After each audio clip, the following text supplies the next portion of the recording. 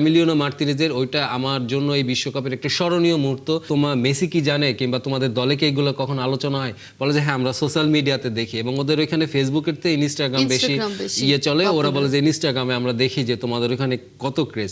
তোমাদের এই দলে মানে আমাদের এই বাংলাদেশ নিয়ে কি কখনো আলাদাভাবে কখনো কোনো টেবিল টক কিংবা কখনো হয়? বাংলাদেশে যে সেলিব্রেশনটা হয়েছিল সেটি তারা সবাই এটি নিয়ে আলোচনা করেছিল। তো ওরা আলোচনা করে যে আর্জেন্টিনার বাইরে একমাত্র দেশ বাংলাদেশ যেখানে কিনা আর্জেন্টিনার পতাকা, আর্জেন্টিনার জার্সি নিয়ে ওরকম কেস হয়, এত উন্মাদনা হয়। বাংলাদেশে কেন আর্জেন্টিনার এত সাপোর্টার, কেন অন্য দেশ না? এটা কি শুধুই মেসির কারণে? তিনি ছিলেন আর্জেন্টিনার আসলে ট্রেনার।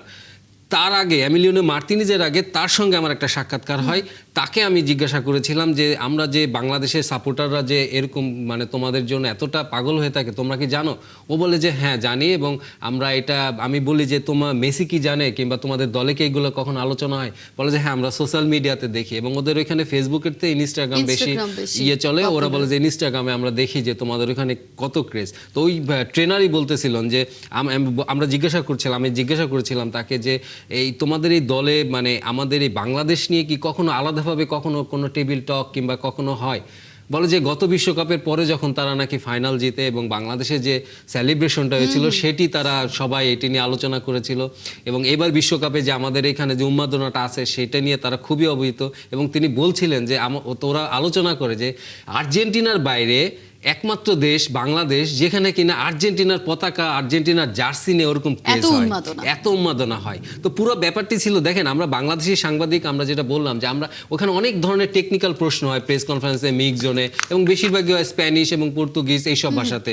কিন্তু সেখানে তো আমরা আসলে ওইভাবে প্রশ্ন করতে পারি না এবং প্রশ্ন করার সুযোগও থাকে না। আমার একটা বার্তা ছিল যে আমি অন্তত বাংলাদেশি সাপোর্টারদের কথা তাদের কাছে পৌঁছে দেবো, বাংলাদেশের কথাটা তাদের কাছে পৌঁছে দেবো। তো আমি মনে করি যে ওই মুহূর্তটা এমিলিয়ানো মার্তিনেজের ওইটা আমার জন্য এই বিশ্বকাপের একটা স্মরণীয় মুহূর্ত, এবং আমি মনে করি যে ওইটার পরে কিন্তু ওই ভিডিওটা প্রচুর ভাইরাল হয়ে যায়, অনেক বিদেশি মিডিয়াতে ওইটা চলে আসে, এবং সেই ভিডিওটা আমার এই মোবাইলে আছে। এবং তার পরবর্তীতে যখন নাকি আর্জেন্টিনার মিডিয়া ম্যানেজার, আগে দেখা যেত যে গ্রুপ পর্বের সময় আমরা হয়তো মিক্সজন বেশি পেতাম না, এবং যেটা দেখা যায় যে প্র্যাকটিসের সময় আর্জেন্টিনার প্র্যাকটিস হতো একটা আলাদা একটা মানে দুই তরফা একটা সিকিউরিটি চেকের মাধ্যমে, এবং সবাই নিরাপদ, সেখানে কিন্তু সবাইকে অ্যালাউ করতো না, কিন্তু অ্যাপ্লাই করতে হতো যে আমরা ওখানে যেতে চাই। সেখানে কিন্তু বাংলাদেশি সাংবাদিকদের পরে ওরা সম্পূর্ণ অ্যাক্সেস দিয়ে দিয়েছিল, এবং ওরা সব সাংবাদিক, আপনি বিশ্বাস করলে অবাক হয়ে যাবেন যে ওখানকার ন্যাশনাল টিভিতে আমি ইন্টারভিউ দিয়েছি, ওরা বারবার জানতে চেয়েছিল যে বাংলাদেশে কেন আর্জেন্টিনার এত সাপোর্টার, কেন অন্য দেশ নেই? এটা কি শুধুই মেসির কারণে? আমি বলেছি যে আসলে আমার যেটা মনে হয়েছে যে দেখো বাংলাদেশি আমরা দেখতে কিন্তু ইউরোপিয়ানদের মতন না, আমরা দেখতে আফ্রিকানদের মতন না, আমরা দেখতে আমেরিকানদের মতন না, আমরা দেখতে অনেকটা look like Argentine, Latin people. আমরা ব্রাজিল, আর্জেন্টিনা এগুলো পছন্দ করি, কারণ আমরা তাদেরকে আপন মনে করি, এবং তাদের আর্থসামাজিক এবং আমাদের আর্থসামাজিক অনেকটা কাছাকাছি। এই কারণেও অনেকটা, শুধু ফুটবলীয় কারণে না।